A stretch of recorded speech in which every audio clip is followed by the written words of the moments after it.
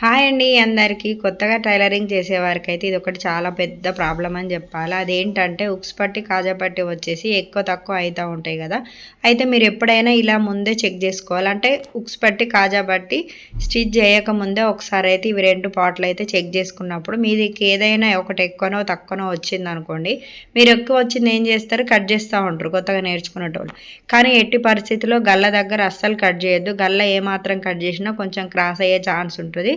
లేదంటే ఒకటే సైడ్ లాగి పట్టేసినట్టు గల్ల ఒక సైడ్ వెడల్పు అవడం ఇట్లా ఛాన్స్ అయితే ఉంటుందన్నమాట. ఎట్టి పరిస్థితిలో గల్లల దగ్గర అయితే అస్సలు కట్ చేయొద్దు. ఉక్స్ పట్టి కాజా పట్టి సేమ్ రావాలన్నప్పుడు కొంచెం ఏమాత్రం ఏదైనా ఒక సైడ్ పొడుగున్నది అని అనిపించినప్పుడు మనం ముందు భాగంలో ఒక చిన్న టక్స్ అయితే పెట్టుకుంటాం కదా, ఆ టక్స్ని ఇంకా కొంచెం వెడల్పుగా పెట్టేసేయాలి. అంతేగాని ఎట్టి పరిస్థితుల్లో గల్ల దగ్గర అయితే మనం అస్సలు కట్ చేయొద్దండి. ఎందుకంటే చాలా పెద్ద ప్రాబ్లం గల్ల మాత్రము.